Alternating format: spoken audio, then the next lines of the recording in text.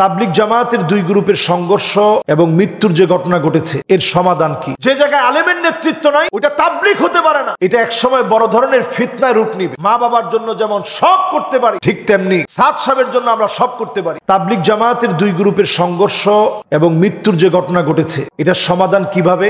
এবং দেখেছি মুয়াজ বিন নূর, তাকে অ্যারেস্ট করা হয়েছে এবং তাদের অনেকের নামেই মামলা করা হয়েছে। এর সমাধান কি? যখনই তাবলিগ জামাতের দুই গ্রুপের কোনো সংঘর্ষ হয় আপনারা দেখবেন খুশি হয় কারা? এমন কিছু আওয়াম সাধারণ লোক আছে যারা দিন ধর্মের কোনো খবর নেই, যারা নাস্তিকতাকে প্রমোট করতে চায়। এরা দেখবেন আলেম ওলামাদের এই সংঘাতকে, দাড়ি টুপিওয়ালাদের এই সংঘাতকে বড় করে হাইলাইটস করে প্রচার করে যে হুজুর এবার লাগছে, এবার হুজুররা মারামারি শুরু করছে। আমার হৃদয়ে রক্তক্ষরণ হয় তখন যখন আমি দেখি দাড়ি টুপিওয়ালা একজন মানুষ মাদ্রাসার একজন তালিবুল ইলমের গায়ে হাত দিয়েছে। মাদ্রাসার একজন তালিবুল ইলম আল্লাহর কাছে কেমন দামি আপনি চিন্তা করতে পারেন? ইন্নাল মালাইকাতা লা তাদাউ আজনিহাতাহা রিদান লি তালিবিল ইলম। যে তালিবুল ইলম গুলোকে আপনারা গায়ে হাত দিলেন, মাদ্রাসার ছাত্রদেরকে গায়ে হাত দিলেন এবং কিছু হলেই বলেন যে আলেম ওলামাদের সঙ্গে এই যত সব ছোট ছোট মাদ্রাসার ছাত্ররা তারা নাকি আসে, তারা আসার কারণে তাদের ইজতিমার ভিতরে লোক বেশি হয়। তো আলমী সুরার সঙ্গে যারা আছে তাদেরকে আপনারা প্রায় সময় বলেন যে আলমী সুরাতে যারা আছে এদের সঙ্গে শুধু মাদ্রাসার ছোট ছোট ছাত্র, এই জন্য এদের ইজতেমা বড় হয়, এরা প্রোগ্রাম করলে অনেক লোকজন হয়। তাই বলি কি আপনি মাদ্রাসা ছাত্রকে হাত দিতে পারবেন? নবী সাল্লাল্লাহু আলাইহি সাল্লাম বলছেন যারা তালিবুল ইলম, ইলম শিখার জন্য যায়, আল্লাহর রহমতের ফেরেশতারা তাদের জন্য ডানাগুলো বিছায়া দেয়। সুবহানাল্লাহ। আল হিকমাতু দাল্লাতুল মুমিন ফামান ওয়াজাদাহা ফাহুয়া হাক্কু বিহা। এই দুনিয়ার ভিতরে হিকমত হচ্ছে মুমিনের হারানো সম্পদ। মুমিন যেখানে হিকমত পাবে ওইখান থেকে হিকমতটাকে উঠায় নিবে, লুফে নিবে। আলেম এলেমের যে খেদমত করতেছে, আলেমরা পুরাপুরি তাবলিগ করতে পারবে, সব আলেম তাবলিগ করবে, এটা আলেমদের জন্য সম্ভব না, আলেমদের জন্য এটা যথেষ্ট না। কারণ আলেমদের অনেক কাজ আছে। তাবলিগ আওয়াম সাধারণ মানুষ করে, আলেমরা নেতৃত্ব দেয়। যে জায়গায় আলেমের নেতৃত্ব নাই ওটা তাবলিগ হতে পারে না।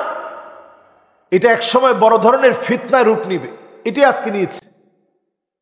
আমরা যদি একটা তরকারি পাকাই, ওই তরকারি পুরাটা আপনি আলু দিয়া পাকাইলেন আর এটার ভিতরে 3 টুকরা গোশত দিলেন, আপনি কি এটাকে গোশতের তরকারি বলবেন না আলুর তরকারি?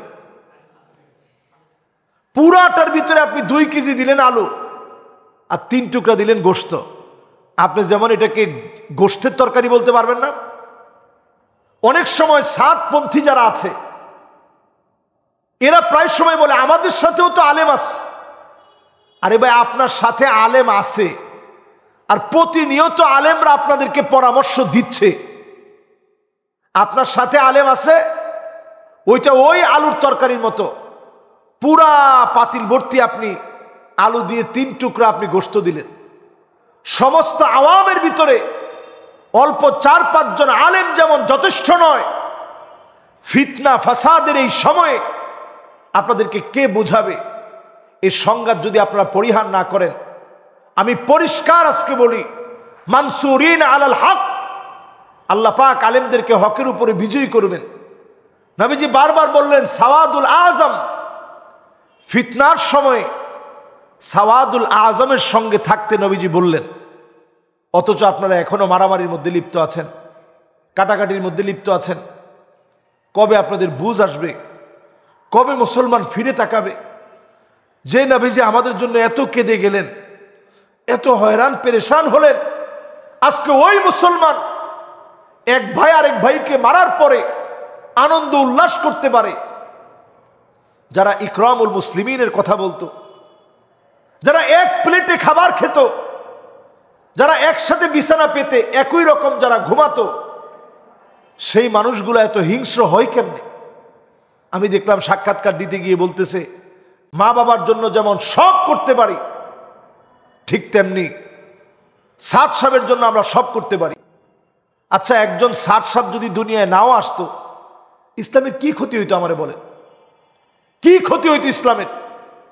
একজন সাদ সাহেব দুনিয়ায় আসে নাই, উনি দুনিয়ায় জন্মগ্রহণ করেন নাই, উনার পুরো ফ্যামিলি আসে নাই, তাবলিগ জামাত প্রতিষ্ঠিত হয় নাই, ইসলাম ইসলামের জায়গায় থাকতো। আপনি মনে করেন না ইসলামকে আমার আপনার জন্য আল্লাহ ঠেকায় রাখবে? আমার আগে আপনার আগে কত বড় বড় আল্লাহর গোলামরা দুনিয়া থেকে চলে গেছেন, আপনারা অনেকে হয়তো জানেনই না। এমন এমন আলেম ছিল, জাকারিয়া আনসারী আলাইহির রহমা, ইমাম শাফি রাহিমাহুল্লাহর ছাত্র ছিলেন তিনি। তরমুজগুলা মানুষ ফেলে দিলে তিনি টুকিয়ে নিয়ে আসতেন, টুকায় নিয়ে এসে চামচ দিয়ে খুঁড়ায় খুঁড়ায় খুঁড়ায় খুঁড়ায় তিনি খেতেন, রাত্রিবেলায় ধুয়ে। উনার উপাধি কি জানেন? শাইখুল মুফাসসিরিন। সমস্ত শাইখুত তাফসীর, সমস্ত তাফসীর জগতের সবার যিনি অভিজ্ঞ অভিভাবক, উনি হচ্ছেন ইমাম শাফি রহমতুল্লাহর ছাত্র। ইমাম আবু ইউসুফ আলাইহির রহমা, ইমাম আবু হানিফা রহিমাহুল্লাহর ছাত্র যিনি, তিনি নিজে তরমুজ কুড়ায় এনে ওইগুলা থেকে মানুষ যেগুলা খেয়ে ফেলে দিছে, ওইগুলা থেকে তিনি কুড়িয়ে কুড়িয়ে খেতেন। ইসমাইল কফফাল আশ-শাশি, কত বড় আলেম, কত কিতাব লিখছেন তিনি। সেই ইসমাইল কফফাল আশ-শাশি, তিনি ওনার জীবনীতি একটু পড়ে দেখেন, ছোট ছোট তালা এখনো পর্যন্ত পাওয়া যায়। ওনার বাড়িতে আমি গেছি উজবেকিস্তানে, উজবেকিস্তানে গিয়ে ওনার বাড়ি আমি নিজের চোখে দেখেছি। ওনার বাড়ি, ওনার কবরস্থান, পাশেই ওই ছোট ছোট তালাগুলা সাজিয়ে রাখা আছে, যে তালাগুলা উনি বিক্রি করে চলতেন। ইবনে হাজার আসকালানি, তিনি ওনার জীবনীতে পড়ে দেখেন, হাতের মধ্যে ঠোসা পড়ে গেছে পাথরের কাজ করতে করতে। ইমাম বুখারী আলাইহির রহমা, পেশাবের সঙ্গে রক্ত আসছে, এত কষ্ট করার পরে আল্লাহ তাআলা দিনকে বিজয়ী করছেন। আমার আপনার মতো দু একজন ব্যক্তি না আসলে ইসলামের কিচ্ছু হতো না। আজকে বড় দুঃখজনক সত্য, এই তাবলীগকে আমরা আমাদের সম্পদ বানিয়ে ফেলেছি। আমরা মনে করি এটা আমাদের প্রপার্টি, এটা আমার লাগবেই। যেমনে হোক মুসলমানদেরকে মেরে হলেও, আগে যেই মেহনতের লোকেরা বলতো ভাই আসেন দোয়া করি, ওনারা এখন দোয়ার পথ ছেড়ে দিয়ে ওনারা এখন মায়ের পথ কেন নিলেন? সারা বাংলাদেশের লোক না, শুধু পৃথিবীর বিভিন্ন জায়গা থেকে ইজতেমায় লোকজন আসতো, এখানে আইসা দোয়া করব। এখন সারা দেশের মানুষ আপনাদের জন্য দোয়া করতেছে যে আপনাদের দিলে আল্লাহ একটু রহম দেখ। কেমনে করে আপনি আলেমরে মারেন? একটু চিন্তা করেন, বিবেককে জাগ্রত করেন, আল্লাহর হস্তে বিষয়গুলো একটু চিন্তা ভাবনা করেন। কোনো ব্যক্তির পূজারী হয়েন না।